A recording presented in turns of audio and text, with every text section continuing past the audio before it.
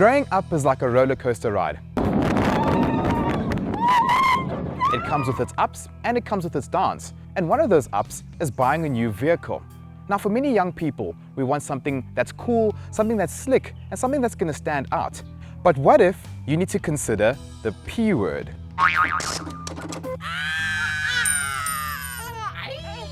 Most young people, like myself, don't like the P word because the P word can mean the difference between you buying a hatchback or a sedan. But if you have the kind of job that requires you to have a big boot, or you have those little creatures called children, you may just realize that you need something practical. Ford's new Figo gives you the choice between a hatchback and a sedan. Personally, I think the hatchback is the cooler looking car, but in the sedan, you do have an advantage. It may not look as cool, but hey, at least it's got a bigger boot. Ford has worked hard to give its customers a brand new vehicle, as opposed to a redesigned version of the previous generation Fiesta, as was the case with the older Figo models. Ford has pulled off the design of the new Figo well. It doesn't look like a cheapie. For an entry-level car, it actually looks quite stylish. And it's good to see that the same grille that is seen on the Ford Fusion, Focus and Fiesta can be found in the baby Figo too. Even though the car reminds you that you now have responsibilities, it doesn't look all that bad. So when your hatchback driving friends complain that they don't have enough space in the boot, at least you can gloat because you can fit all your groceries in. And your prams.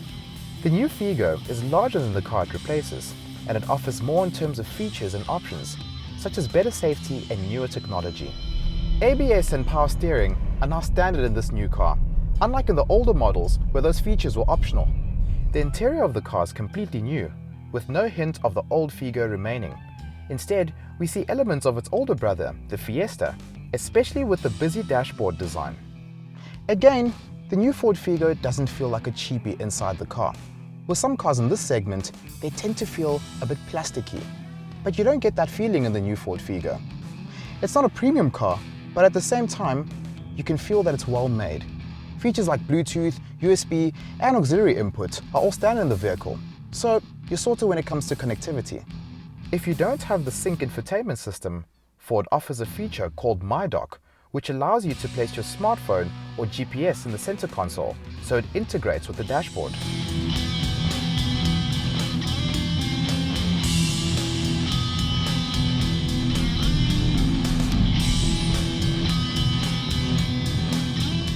Today we're driving the top of the range titanium model. And this model comes with the automatic gearbox. Now the gearbox is good, but when you're driving at a bit of speed, it does tend to be a bit laggy. Although, in and around town, the gearbox makes perfect sense. It really is the practical choice. One thing I can't understand though, is why Ford didn't offer the diesel engine, especially when it comes to the sedan, because many people would have appreciated having a diesel engine in a car that's meant to be big and practical. All three models available in the Figo sedan use the same 1.5-litre 4-cylinder engine. The hatchback has a choice of a diesel engine, which has good amounts of torque. At the same time, the petrol engine is not sluggish at all. Even though it doesn't have a fancy turbocharger, it doesn't struggle to use all 82 of its kilowatts to get you around town easily. The Figo's petrol engines have a claimed average fuel consumption of 5.9 litres per 100 kilometers, which is very good for a car its size. Even better though, the diesel available in the hatchback has a claimed fuel consumption of 4.1 litres per 100 kilometers, which is a great figure indeed. We spoke about how the Ford doesn't look like a cheapie on the outside, and how it doesn't feel like a cheapie on the inside. But the question is, does it drive like a cheapie? Not at all. It actually feels quite good on the road. There's some nice weight on the steering wheel, which is a very good thing, because with many entry-level cars, they feel very light on the road. You end up saying a prayer each time there's a slight wind. So the biggest selling point for the Ford is actually how it drives. Ford has done very well when it comes to designing this vehicle, both inside and out. It really feels a step ahead of other cars in this segment.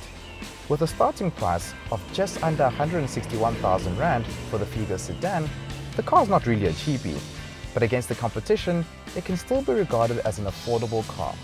That price includes a 2-year 40,000 kilometer service plan, and service intervals are 20,000 kilometers instead of the normal 15,000 kilometers. The P word doesn't have to be a swear word. For me personally, I'd rather go for the hatchback over the sedan. But if you're entering into a different stage of your life and you need something reliable, affordable, and well-made, then the Ford Figo sedan is the car to go for. It's definitely the more practical choice, and there's nothing wrong with practical.